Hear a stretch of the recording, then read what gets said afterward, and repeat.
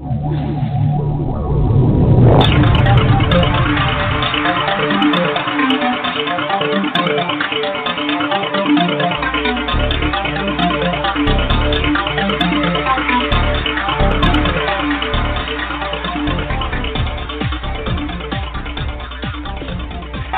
and gentlemen, I present to you now something the likes of which you've never seen before.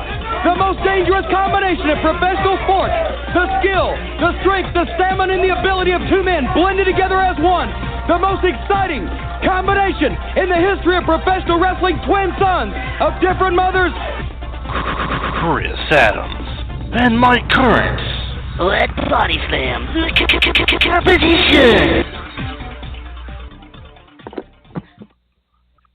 All right, welcome in, everybody. We're having a special two-part show with Body Slam the competition this week.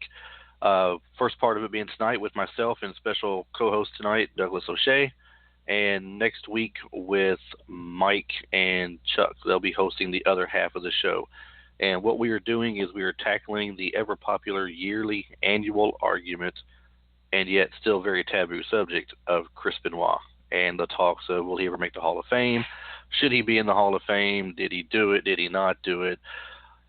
All the good stuff, the fun talks and everything. It'll all be a part of the show and everything. So I want to go ahead and start off by bringing Doug onto the mic with us here. Everything. Doug, thanks for coming on the show with us this week and participating in the pro Chris Benoit part of it. You and I will be discussing tonight the positives for Benoit and the possibilities of his getting into the Hall of Fame and what it might take, as well as the upside of the possibilities of the things that went down, not necessarily the negatives in general.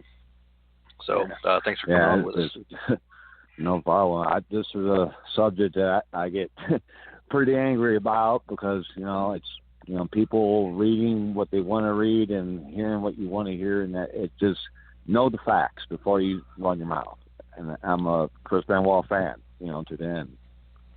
Right, and there's a lot of facts out there that it's like, I don't know if people just have them misconstrued, if they haven't done their homework with it, or they've heard the initial reports and they've based their thoughts on the initial reports only and haven't gone back and revisited and seen any of the updated stuff. Like, for example, the first day the cops were there, they didn't mention half of the stuff that came out, months later that was released. Yeah. For example, they mentioned the first day they were there were all kinds of prescription drugs laying around. And one of the reporters asked, were there anabolic steroids there? And they said yes. So one of the first thoughts, being a wrestler, of course, is steroids. He had roid rage and killed his family and went crazy. Later on, it was proven that he had no anabolic steroids in his system, just testosterone that he had been prescribed and was working with. For a neck injury. Exactly. So, I mean, you got to wait till all the cards have been dealt. You got to see what the end story is there before you can really make up your mind. They said that it looked like he had been drinking a lot. There were a lot of beer bottles and wine bottles that were empty. That looked like he'd had a weekend of drinking binges and stuff. Yet when they tested the toxicology report, there was no alcohol in his system. Yep. Who had the alcohol? Where did it go? Did it evaporate over the weekend? That's a part of the conspiracy theory talk right there, that maybe somebody was there because they may have been the ones that were drinking because there was no findings of alcohol in his system, they say. So a lot of crazy talk going on with it. But I wanted to start off with one thing with you because you have some personal experience with this. And for all the people who do know you out there, because there will be a lot of people friend-wise that will be listening with this, for yours and I's. But for the people who aren't aware of what you do, let everybody know what you do or what you have done and everything too, and just so they have an understanding of where you're coming from with this. Yeah. Well, I've been an independent wrestler since 1992. I've had almost every injury in the book and went back into the ring knowing I probably shouldn't have. I had my last major injuries in the last 4 years. I had 8 mini strokes from just the stress and the political part and just trying to keep my character going. It's hard. You never know when you're going to walk out to that crowd, are they going to react?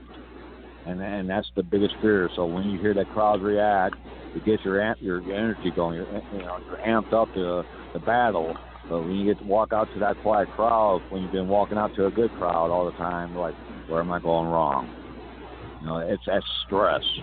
You got to keep it going every single time you walk into the ring until you walk out. You have to. And one of the things they said about Chris Benoit, Doug, was about his mind frame. And they based that off of, they said, years of chair shots, those flying, diving headbutts, unprotected chair shots at that to the head. And a lot of them at that. And they, when after his death and his autopsy, and after he got to be checked out, I believe, I forget the name of the institution, Chris Nowinski, former wrestler himself, who was in charge of it and over it, they took care of that and everything and did it with Benoit's father's permission, I believe, and found out that he had very traumatic brain troubles. It was 80%. His brain was covered with 80% concussions. But if you want to go on the other side, Nancy's sister saying that it was a little bit of concussion. And I said, well, you know what? What made me mad about that, it just takes one concussion to make you go crazy. And I'm not saying he went crazy. I'm just saying it totally messes you up. This one concussion can. And just because someone goes through it and says, oh, I don't act like that, or nothing's changed for me, okay, you're one in a million. You know, let's wait for that second one to hit you. Because when you're in this business, where if you're in football or basketball or whatever, anything that where it's contact sport, when you hit heads or you hit that ground, concussion, and your career might be over. You know, Benoit, in my opinion, was never checked up for these concussions. You know, as many as he has, that says right there, he has not been to a doctor for a concussion check. When you're in this business, that's the first thing you should be checked. You know, this man is a billionaire, and before this happened, he was a multi-millionaire. You know, you protect your workers. These guys get in there every single day for you and for themselves and for these fans and for their family. Give them some kind of hospital, insurance going on here. Get them to the hospital and have checked out every month, just to make sure that one concussion ain't there. Just like Daniel Bryan, look at what happened to him. Would he be in this situation now if that didn't happen to Chris Benoit? That's a good point. It's a very valid point, and it's probably best for Daniel Bryan that he does never go back into the ring and continue to do what he did, because he always has that chance of making things worse for himself. And I don't know for exactly what his medical condition is right now. We can't really speak on that, obviously, but due to Chris Benoit's situation and being found out later down the line what truly seems to be the case of what happened, at least if it was him that truly did it, because I say that because there's always still the speculation that it wasn't him, and I don't want to incite everybody here, but I'm just saying, for sake of conversation, speculation here, there's always a possibility he wasn't the one that did everything, and all the conspiracy theorists are true, versus it's just a bad traumatic brain injury. He lost it, and he just went off the deep end. There was some things leading up to it that would mess with his emotions as well, with Eddie Guerrero's death and several other things as well. And they did say he had traces of Xanax and hydrocodone in his system. There's two different theories on that. One of them is he was taking them for his stress and his situation, his depression, because a lot of his friends had said he had been depressed. The other working theory was that the person, if there was somebody else that did the deed that was let in, had drugged him with a mixture of the two, because it would make him be all kinds of woozy and groggy and unable to fight back, and just made it to where he was there watching all this stuff happen over that weekend until he was the last one to be killed or something. So it's a terrible situation. Yeah, there's been several times, like I said, when I see it on Facebook or it's brought up in a conversation, that I actually try to picture, and I just can't understand it at all. I mean, you go in, you kill your wife on a Friday, then you think about it for a while, and then you decide to kill your son, and then the following day you kill yourself.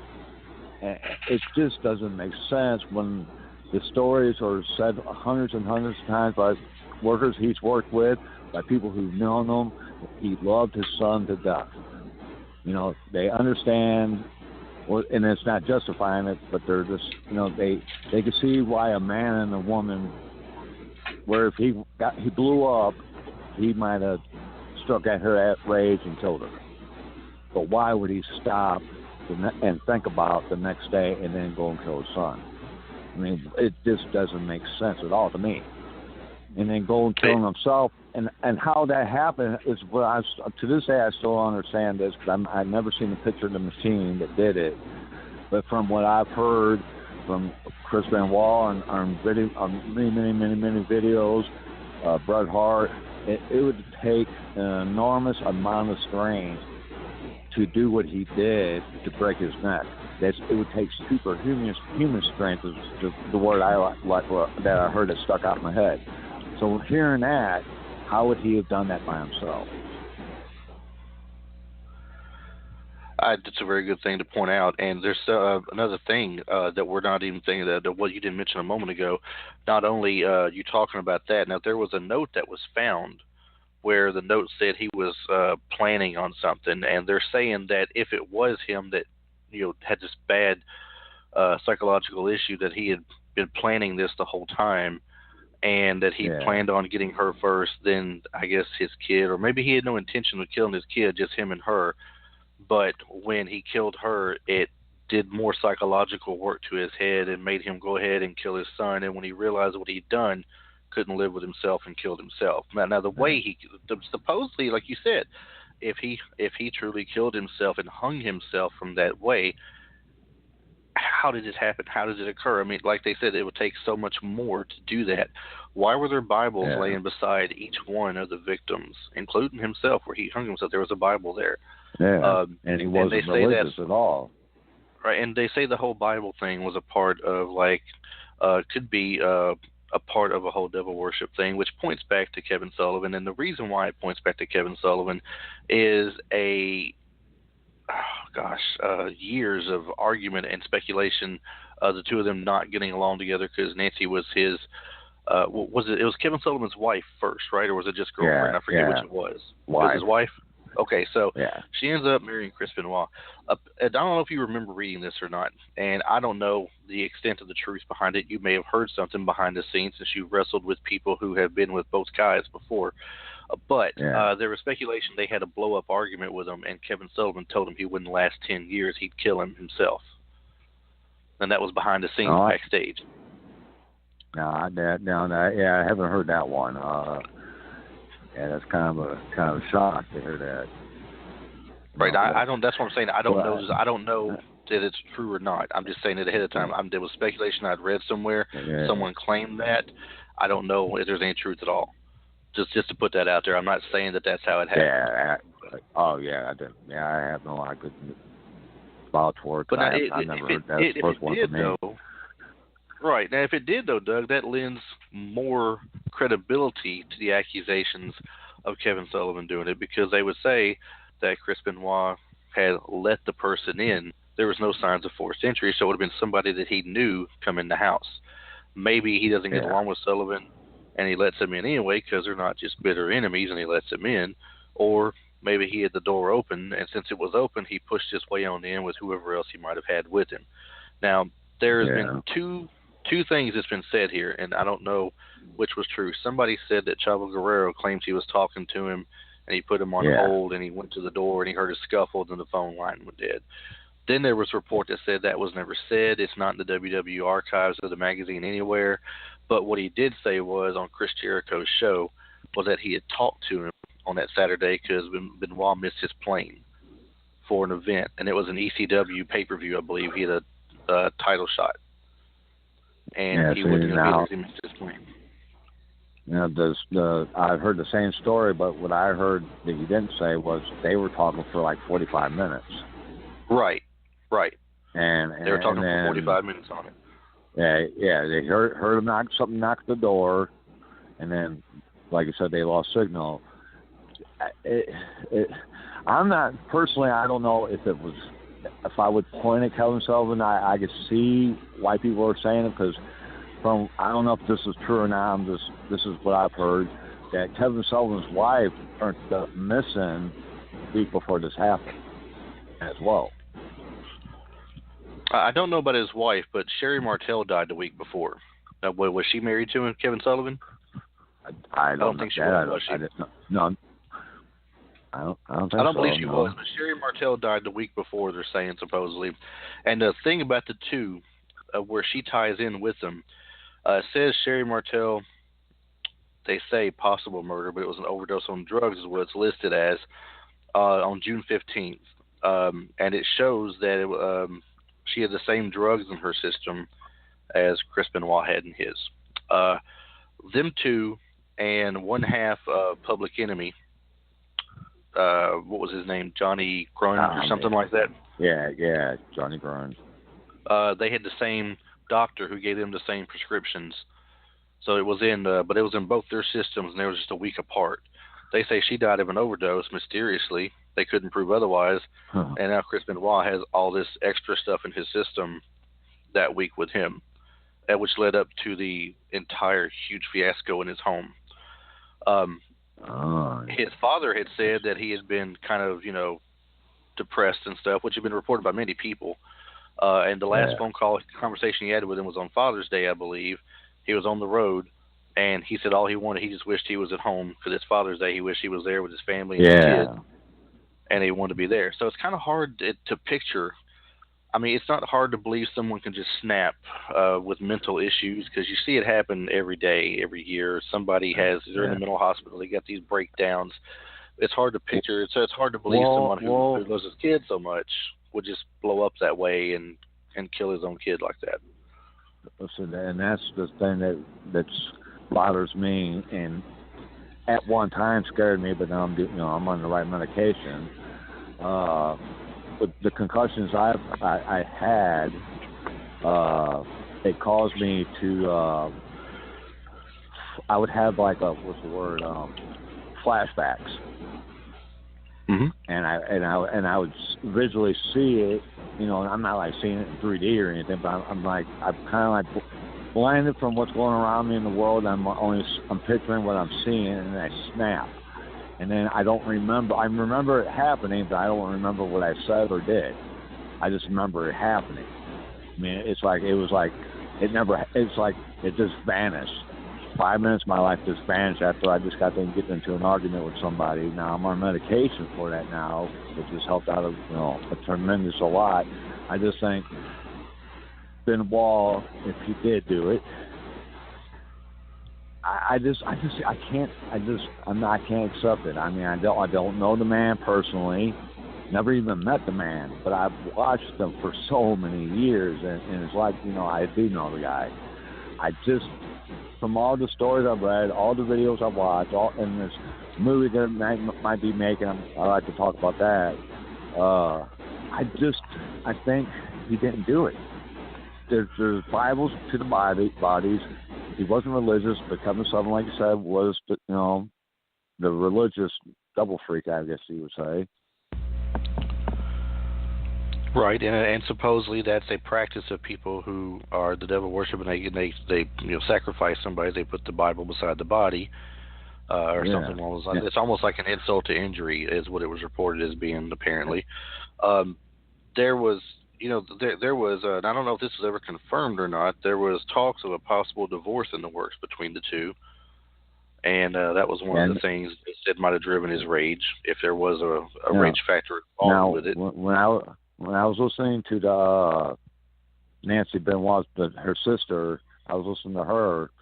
She never mentioned that, so I don't think that was true. Okay, and I don't know for sure either, because I've heard it both ways, so it's hard to say for certain. That's why I don't know if it's ever confirmed or not.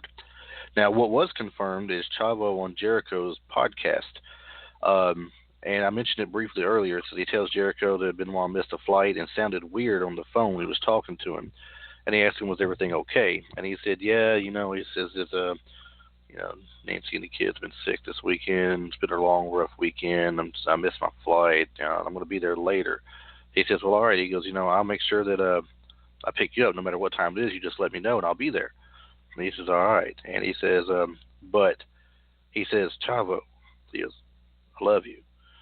And he says, kind of weird. He said, it's almost like he was forced saying it, because it's not that he was forced saying it, he said, but it's kind of like And then Jericho interrupted and said, like he wanted you to understand. He said, yeah, exactly. Like he wants me to understand that he loves me because, he said, we've said that 1,000 times before. Yeah. We're really good friends. And, it was like, love you, man, it's all good. But he made a point that he wants me to understand that he loves me. And I just felt that was weird. So he said that he hung up and he called him back 30 seconds later just to confirm. He said, are you sure everything's okay? And he tells him once again, said, yeah, I had to take Nancy and the kid to the hospital. There's not doing that good this weekend. And it's been a long weekend, really, seriously, and then he kind of rushed him off the phone. So one of the theories behind that was, of course, is if it was somebody else doing it, that they forced him into making that call, as well as the text messages that followed up, because Chavo said he got a text message to him, and Scott Armstrong said he received the exact same text message, that the dogs are outside in this particular area and that the garage door is unlocked. Well, why would he bother sending that text message to him? Unless he wanted to be found. I do remember that. Right, unless he wanted to be found there. Or, now, did he do it himself because he wants to be found, or did somebody else send that text message so somebody would be there to come and find those bodies and see that they were dead and everything? There's also the report of Nancy Benoit being dead online the day before the coroner had pronounced that she would have been dead with time of death. 14 hours earlier, to be exact, is when it showed it being published online. So, did someone have some foresight we don't know about? That she was going to die 14 hours later? And they were saying that Benoit didn't kill himself on a Sunday; it was a Saturday. So they're like giving out mixed reports. Right. So yeah. So what you want us to do? Just sit back and say, that's peculiar. I guess they'll figure it out. Well, we'll try to figure out what the hell's going on ourselves. Like, what the hell happened here? And let's face it, it wouldn't be the first time. And I try not to talk about cops. I mean, I've got people in my family and in my extended family who are cops. Same here. Or that have retired from the police force. I try not to talk bad about them. I try to support them best I can. But they'll even tell you that there are cops who will force a investigation to go ahead and close based on the first logical sounding reason to get it closed and out of the way. There have been people who have been falsely accused, found guilty, later on proven innocent for something because the cops did not take their time to properly go over everything, and they rushed the investigation just to close it out. So who says they didn't do that with this? Yeah, that's what I believe. I mean, you walk in, they see a bottle of pills, a Bible, a note, and he killed him. I mean, I just, it's unacceptable to me. I mean, and I'm sure it is to millions. I mean, I know everybody's out there talking about it, but I think if we all put our heads together, something screwy going on here. Do you remember the initial report? Do you remember the initial report about the kid? They said that it looked like he put the crippler crossface on his kid. No, I didn't hear that. I just heard how he did it, but I didn't hear that. I heard he right. Was, the initial report from the cop was asphyxiation. Was what the cop said initially. That's all he wanted to say. He wouldn't comment further. Later on, it was determined that there were marks on the kid's arm and on his face that would resemble marks left behind on some of the other wrestlers before that had taken the crippler crossface. And of course, we know when this move was put on, it's applied on with light pressure. They make all the faces, make all the noises. Yeah. They entertain us. They make it look great. But they're saying that there were marks on him that look just like that. Well, then they come back later and said, well, it could have also been where he had his hand over his mouth, pinching his nose shut and covering his mouth and holding him down by his arm. Well, what sounds more, theatrical for the reporters, that he held his hand over his mouth or they threw the crippler crossface, his signature move on the kid? So, I mean, you're making him sound like a monster at that point. He killed his kid with a wrestling move that was supposed to be funny. He tied his wife up by the wrist and the ankles before he choked her out. If he just wanted to plan on killing her, why would he have to tie her up by the wrists and the ankles just to choke her out? A man his size and strength versus her could easily hold her down and choke her out. and kill her. He wouldn't have to tie her up by the hands and wrists. That would make it look like somebody had her tied up and had him, watching or something as they did stuff to her, including strangling her at that point. Now, there was no reports of any of the foul play with her, I don't believe, but I mean, just the thought of him having to watch and then finally seeing it happen where they choked her out and killed her at that point, and him having to sit there, that would just further add to his stability, his state of mind at that point. And then to watch his own kid get killed as well, if once again this is how it happened, would drive him further crazy and hang him at the end of it when it's all done. After he suffered the whole weekend through it, had him drugged up, they sat there and drank with all the, like I said, empty beer cans and wine bottles found everywhere, but no alcohol found in his body. It didn't just magically disappear after he died. It would still be there in the toxicology report. Only steroids found were the ones that said they were just the testosterone, and they already come out and said testosterone would not have driven him to a point of roid rage or anything like that.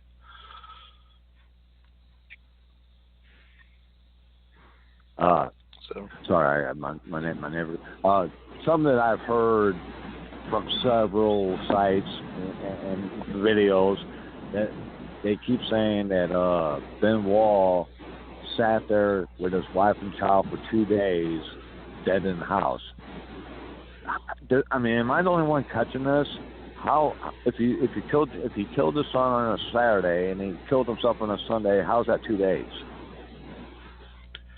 I think they were talking about starting on Friday, though, because that Friday night is when her death was reported online originally. And that it actually, then they determined later that it was Saturday instead. But the original report was Friday night, because that's when it was reported online that she was found dead. And this didn't coincide. Now, that's my confusion there. How can somebody post it online and then it not be actually done till Saturday, and then you're trying to say there's no foul play involved? It looks like somebody was trying to lay the track work, lay on the track, lay the groundwork, however you want to say it, of their storyline, of their story they're putting out, that, this is how it happened, and they didn't want to go back after the fact and put it in there then. They went ahead and started it a bit too early, and that was a possible error in somebody's ways.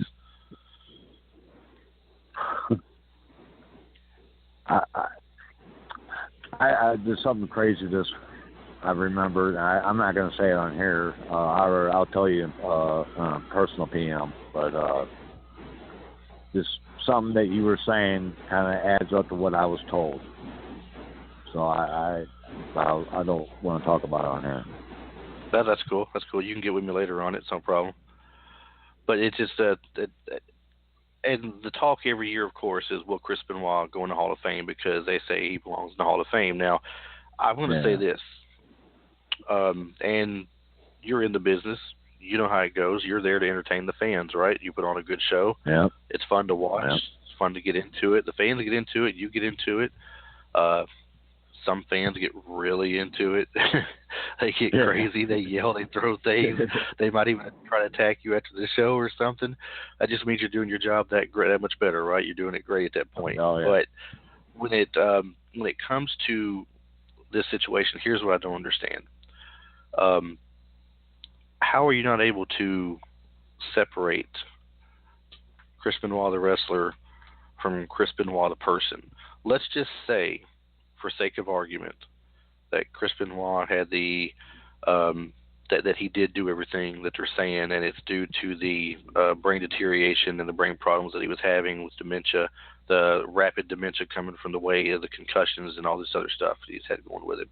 Let's say that he did do it. They said he was going to, even if this didn't happen, the doctors have said he would have died within a year. Right. So let's say that he did do all this. Maybe he got word of that he would die within a year, and he has had trouble coping with how it was going to affect his kid and family, and that he would take them with him because he loved them so much he wanted to be with them forever. He just took them with him. Let's just say that for sake of argument here. Yeah. My biggest thing is why people can't distinguish Chris Benoit the wrestler from Chris Benoit the person. Chris Benoit the wrestler is somebody who went out every night and put on a great show for the fans and he put it on the line put his body on the line every night, and had no second thoughts about it, no concerns for himself, other than, did I make that crowd pop tonight? Did they get their money's worth?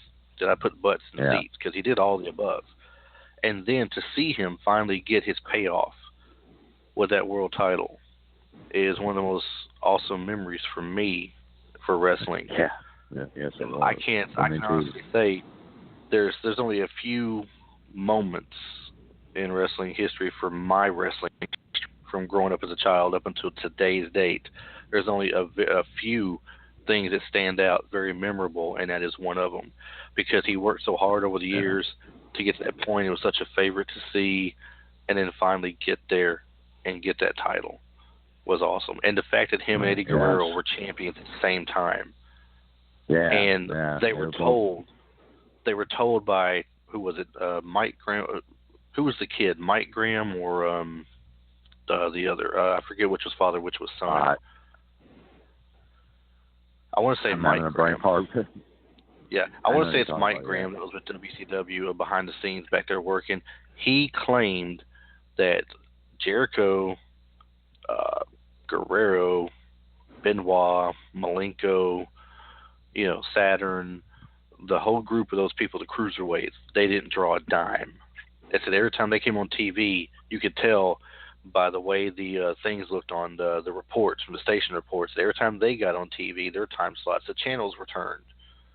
Well, I find it hard to believe because they all went on to big success for the most part in WWE. The Malenko might be the exception to the rule. He didn't make big success on camera, but he's successful behind the stage with other stuff he does back there. Yeah. As a road agent and everything else. Jericho's probably one of the biggest of all time now. Yeah. That was great when Jericho came to the WWE. It was awesome. I was all excited when he came in and loved WCW. That's one of my other moments, my other standout moments. The countdown, the millennial countdown, and it can rock in the ring. And everybody knew he was there already. I guess, internet ruins everything. I didn't know he was going to be there. I made a point not to keep up with who the millennial thing was going to be. I wanted to be surprised. Yeah. That's how I like it, I don't want to know ahead of time. And when they counted down, those lights went out, and some other lights started coming on. When it flashed Jericho across that screen, I mean, I can watch it today and still get, chills on my arm and the hairs on my arm stand up. It's crazy. Yeah. It's just one of those moments.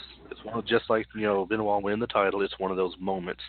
So he's had one of those things in my life, and he deserves, as the wrestler, to be in the Hall of Fame for wrestling. I am sorry to the family of Nancy Benoit what Chris Benoit, the person, did, because there's no telling what was going on in his head if he truly did it at that point, or if it wasn't him and somebody else did it, and Chris Benoit's getting the rap for it still to this day. Then someone did a really good job of covering things up, I guess. And they still don't know. But either way it goes, there's got to be a distinguishing between the two people, the character and the man. If the true fans out there who know Chris Benoit have watched him from WCW, from the ECW to WWE, watch this man grow to just become the best of the best. He put his body on the line. He's lost so many friends to this business. He met his wife in this business. He had his first child or his second child in this business. So WWE Hall of Fame, or what better yet, Vince McMahon doesn't want to give back. It's got. I understand the murders, and that's all tragedy, because I don't know what happened. It's just two sides, and both sides are strong. But this is about wrestling.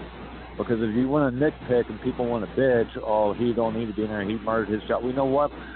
Carlos Colon might have been involved killing my favorite wrestler in the whole world, King Kong Brody.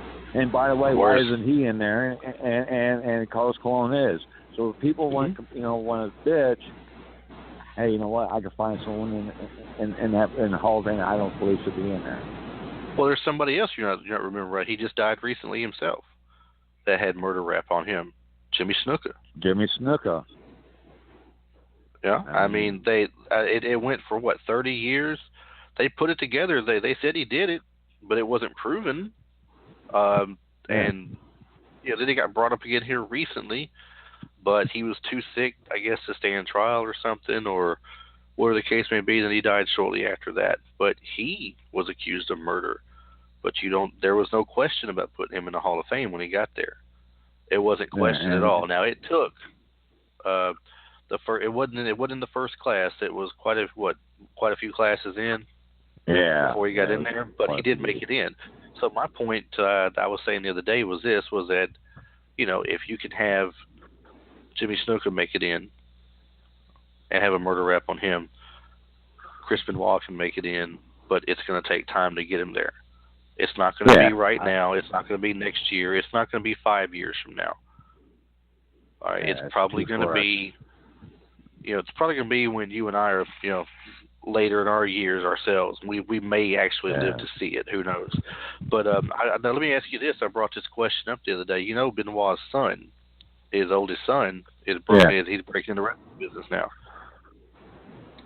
But the problem is, McMahon doesn't want him in there because he looks almost identical to his dad, except the muscle. But so what they're saying is they want to put him underneath the mask, and he's not liking that idea. It's from what I've been reading.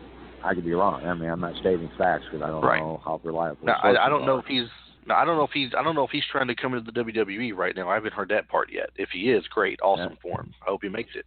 But the question I asked the other day was, if Chris Benoit's kid strikes gold and starts doing well, puts on great shows just like his dad did, and it's fun to watch and people want to see him, will WWE bring him into their company and put him on television? I think they will. If he's getting that kind of, if he's got that where if he hasn't been attacked in the first time he walks into that ring by fans or a fan, I think the crowd's gonna accept him. If he makes it if he can last a year, I think WWE will take him if he's as good as his dad was. Or close to. I don't think it's a matter of the fans accepting him as much as it is the business, the owners, the people in charge. Will they overlook the things of the past and not worry if it casts a shadow on their company? Because one of the talks was that there's no way they could let him in there right now. It didn't matter if he's white hot on the indies. They couldn't bring him in because his dad's Chris Benoit, and he was accused of killing his entire family. And every time you see him on TV, Chris Benoit's name is going to come up, and they can't stand that. They don't want it mentioned. They took him out of all their history. Yeah. They've taken him out of everything else. I mean, you can't take him out of the pay-per-views he participated in, that's for sure. You can't do that. You can't take the memories of him out, but they don't make mention to him or about him on the network anywhere anymore.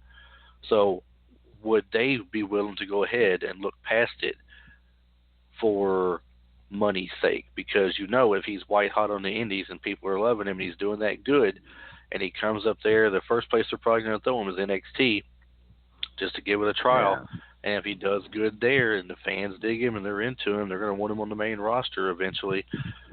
Do they go ahead and bury the hatchet because he's making them a lot of money? Who knows? I mean, maybe he won't make a lot of money. He's just there, but he's average. Well, what if he's average? Well, same question applies. Will they let him on TV because he's average, because the fans like him? Who knows? And NXT would be, I guess, that would be the place they would put him. I think they'll put him underneath the mask. I don't. If you're Benoit, do you agree to it? Do you do it though? To bring him in, would I do it? No, if you were him, if you were Chris Benoit's son, I don't know his name, I'm sorry. If you were him, yourself right now, and WWE said, we like what you got, kid. You look really good in the ring, but let me tell you, you look too much like your daddy and we can't put you on camera. We want you to come in under a mask. All right, we're going to put you under a mask and make you big under the mask. Now, would you do it? I would do it. If I wanted it that bad, I would do it. Because it's not like you can't succeed under a mask, but the thing is, how proud is he of the name? How proud is he that wants to show people that he wants to try to make a better name the name Benoit or something. Oh, it's to me, I don't know if he would even think this far, or if he.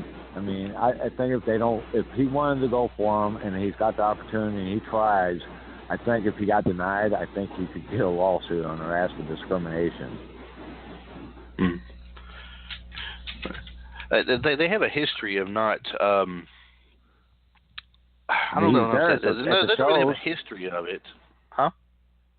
I said he's at the shows, at the WWE shows. So I if he's accepted that way, I wouldn't see why, unless Vince McMahon says I ain't going to be there if he's there.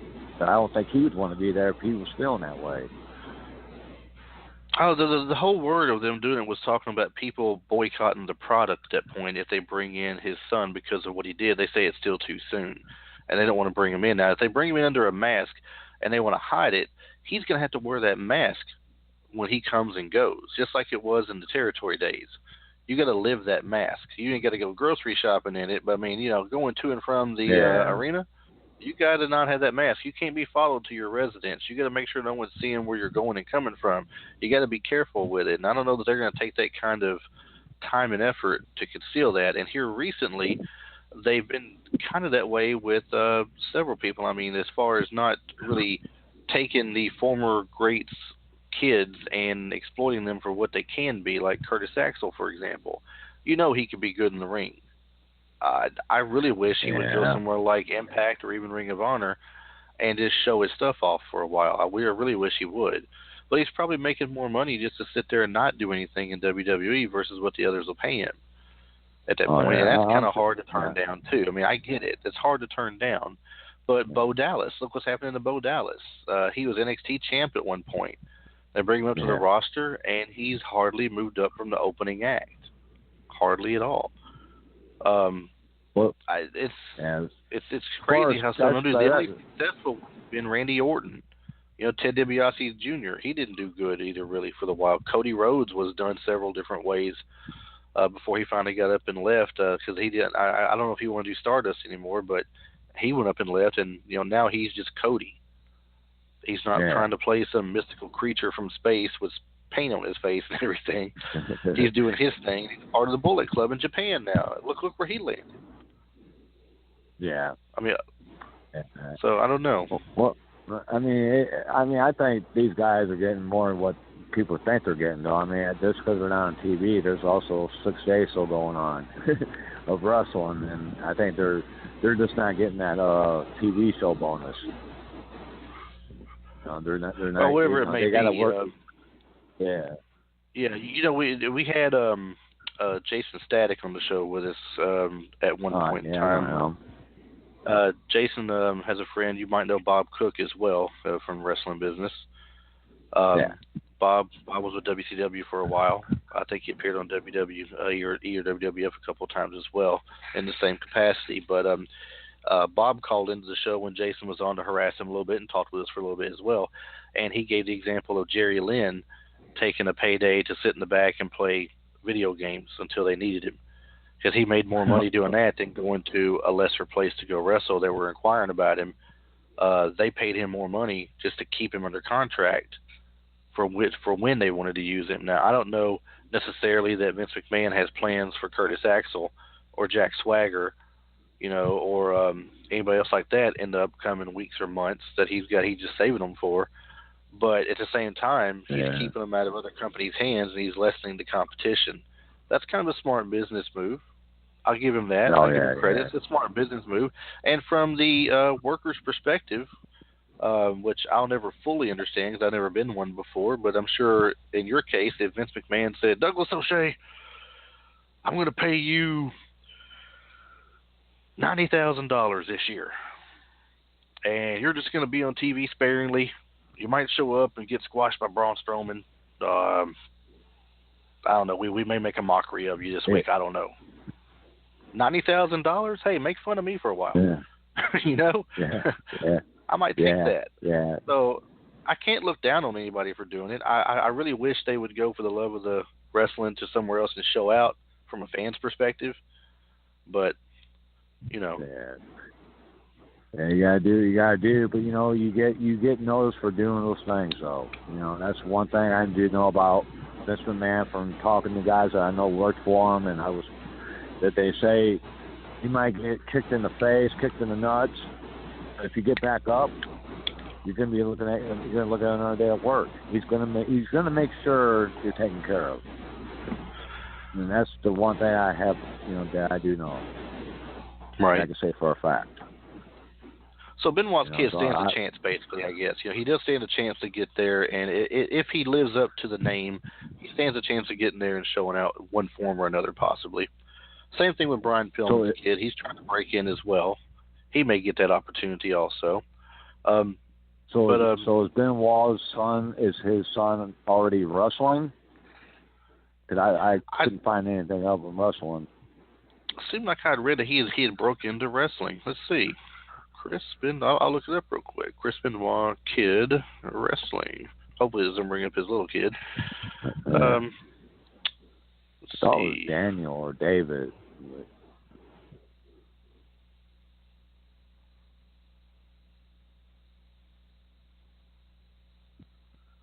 Actually, what it pulled up was a picture of Chris Benoit as a kid wrestling to start with. I believe this is his kid right here, though. No, that's a young Chris Benoit, Pegasus kid. You ain't kidding. I've seen a picture of his son. He does look just exactly like him. That's pretty uncanny right there. I don't know if he's actually wrestling right now, Doug. I really don't know for certain. I'd read that he wants to break into it or that he has broken into it. I thought it said he had broken into wrestling, not necessarily at the biggest level. Here we go. Yeah. This is back in 2013, talking about his son David training to become a professional wrestler. Now, I don't know where he's at this point in time with it, but in 2013 he was definitely training to be one, and he hangs around the WWE stuff a lot. So that thing that I read recently might be kind of true, but it might be that he's trying to break into it in smaller areas to get in and try to work his way up somewhere. Now, in your opinion, though, what I said earlier about separating the Chris Benoit the wrestler from Chris Benoit the person, if you were going to make an argument to Vince McMahon or Stephanie McMahon or Hunter today that you wanted to get Chris Benoit in, what would you tell them as to why he deserves to be in the Hall of Fame? He gave his life and his body to you. I mean, he trusted everything that you said that you were going to do, and he gave you everything back 10 times, 100 times. Not one person has a bad thing to say about him. Of course, there's going to be people that hate him. But you know what? We can't make everybody happy. He deserves to be in there. People will get over it. And I don't see a big problem with it being an issue of you losing fans because of it. There's worse guys in your Hall of Fame already. That's what I'd say to them. There's people in the Hall of Fame that I've questioned recently. Ray Franklin made a point to us, so it doesn't matter how much we complain about who's in the Hall of Fame right now. If those people didn't make the Hall of Fame, but some of the others did that we mentioned, there will be people out there who would complain that the other person who is in there should have been in there anyway already, like Carlos Colon, for example. If he hadn't made the Hall of Fame yet, there'll be people out there today that said, why ain't Carlos Colon in the Hall of Fame? He's Mexico. Why isn't he there? He's Puerto Rico. When you think of wrestling in Puerto Rico, you think Carlos Colon.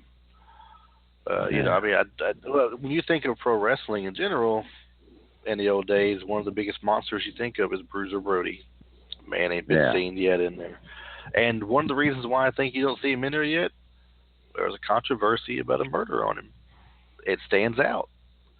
So do they want to tackle that subject? And that's another reason why you think of Chris Benoit having a hard time of ever getting in there. The whole Brody thing is still in people's mind today. I think what it's going to take for Benoit to get in, Doug, is the same thing it's going to take for Brody to get in. There's going to have to be a couple of generations skipped before Brody will probably ever see the light of day in that place there, because they don't want to talk about what it was. Like, for example, do you know of any kind of bad stuff that happened to Babe Ruth right now? Let's talk baseball for just a minor second here. Can you think of anything that happened to Babe Ruth? We heard stories of his drinking a lot, but can you think of anything that's super, super, super bad that would have been taboo to talk about almost. Probably not. But when you mention Pete Rose, though, what happens? Oh, he was gambling on baseball. Gambling. Yeah. He can't go in the Hall of Fame. He gambled. Well, that's as a manager he gambled. Yeah, not as a player. Put in Pete Rose, the player, for being the Major League hits record holder. Nope, can't do it. He gambled. Yeah. It's the same thing. Brody was involved in some kind of a scandal, got him murdered. That's what they're going to say, regardless of what it was. He probably ticked the wrong person off down there, got stabbed in the showers. But they'll say he's a part of a scandal. It's a murder scandal. And they can't have that going around. I brought up the point the other day. We got like about 9 minutes left here to get this stuff out, so I'm going to bring this up real quick. Yeah. You got other people that's going to make the Hall of Fame before Chris Benoit, who's done bad stuff. Not really necessarily bad stuff, but they're talking about not wanting the kids to be able to look this stuff up on the internet and seeing Chris Benoit, a murderer of his wife and kid. He's in the Hall of Fame. They're celebrating him. Well, all right, China posed for Playboy several times. She's eventually going to get in the Hall of Fame. And she'll get into a lot sooner than what he will. All right, you got that to look at. You got other women that's going to be in there, most likely as divas, because they only got so many women they can work with to put in. So eventually the divas are going to start making their way in. You'll see Tori Wilson. You may see Candace Michelle. You might see others. I mean, you may see people and that's sickening because none of those women lasted longer than 5 years. Well, and top it off, they weren't really wrestlers either. But I mean, then again, neither was Pete Rose or Bob Uecker or Drew Carey, and they're in the Hall of Fame because they're celebrities at WrestleMania for a hot moment there. That really kind of irks me. The whole celebrity wing irks me anyway. But you're going to see the divas start making it in because they ran out of women wrestlers. Beth Phoenix will already be in by that time. You're going to see, what was her name? Victoria? Was it Victoria in WWE? Yeah, Victoria. I believe so. She'll be in there before them. Molly Holly will get in eventually because they'll make their way. They'll make their way down to there eventually. It's the way it's going to work out, and then you'll start seeing divas get in. When did people start bitching about getting the Ultimate Warrior in there? Because he got in eventually. But the Ultimate Warrior thing was just like a steroid scandal. But and then the thing behind the scenes with Vince, how they had a thing behind the scenes where they argued greatly about business. And there was bad blood between them. Just like there was bad blood between Vince and Bruno and Vince and Billy Graham. And supposedly Triple H smoothed all that out with between the two. So caller Ray, this past Sunday called in. He said, "Well, is it possible Triple H will smooth out the whole Chris Benoit thing because being one of the boys and all, they were kind of close, and that he'd be able to go ahead and do that." Yeah. They're like, they said they don't even think he can smooth that out. It'll be too many years down the road for that to even happen. He probably won't even be running the company at that point when it finally happens. Yeah. So I think when Benoit gets in there, if he gets in there, it'd be after Vince is dead. And it may be way longer than that. It may even be way longer than that, man. It could possibly take a lot longer than that. Just to see, I'm talking. It might be 2 to 3 generations. It might not be me and you will be a generation of fans that grew up watching him. My daughter, the generation below me, she doesn't watch wrestling, but if she did, she would know who Chris Benoit is because I would introduce her to Chris Benoit, the character, the wrestler, as being one of the greats that I watched growing up. But if she was to pass wrestling down to her kids, she probably would just be passing down the ones that she grew up watching, not the ones that I grew up watching. Yeah. And that's when you'll start seeing, at that point, you'll start seeing someone say, hey, let's put him in. Like, it took forever to see some of the original wrestlers, and they didn't do the original wrestlers from years and years ago until the second or third Hall of Fame, I believe, and they had a little wing started where they didn't announce them during the ceremony, but they were in there, though. Yeah. Yeah, I believe Luthez is one of those. You think he'd have been announced, but no, he's unannounced. He's just in there. Yeah. So you may see something like that. Does this Hall of Fame exist? I remember Bruno Sammartino said he does not want to be inducted into the Hall of Fame unless he could be proven it's real. And I still have never seen a picture or a building of it. Bruno's in, though, isn't he? I thought he was already in. He's in it. He's in it now, but he said he had to be proven it was real. But I still haven't been proven it's real. I'm not saying it's not. Now but they are I also talking about can't prove it. location. They've been kicking around the idea of a physical location in Florida, probably over there near the center where NXT takes place and everything, where the training centers and stuff. They're talking about putting it in Florida. And that's where it would be, because people vacation to Florida. They don't vacation to Connecticut. So that's where your headquarters is in Connecticut. But put it in Florida, where your training center is down there. People will vacation down there, and they may stop in and see it and make a point to see that. And that would be something. So if they were that physical location in, that would be awesome. That would be something nice to see. Unfortunately, we don't have it right now. Cool.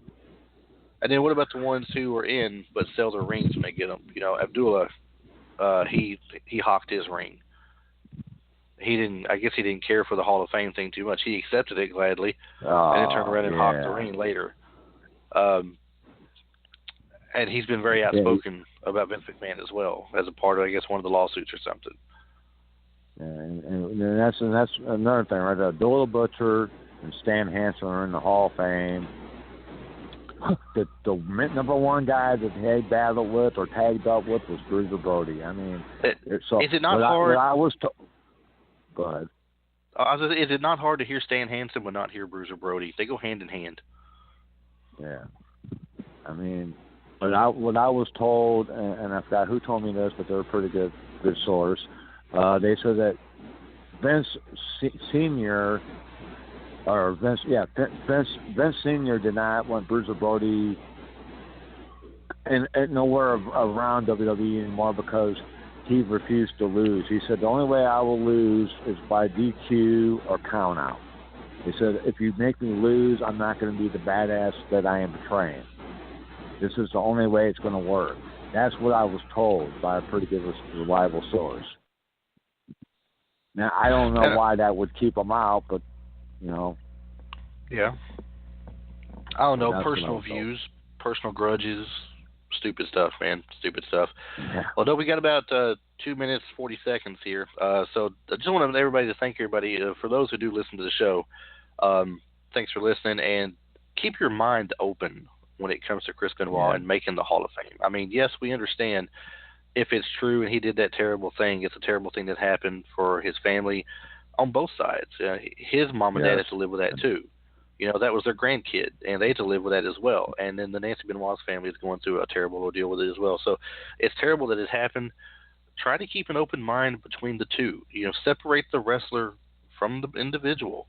You know, you want to recognize, for the fans' sake, who loved the wrestler growing up, you want to recognize his contributions to the sport and what he did, and not acknowledge the bad stuff, if that's possible to do. And I think I believe myself, and I think you do too. That's why you're on this call with me tonight, that one day he will make it in the Hall of Fame.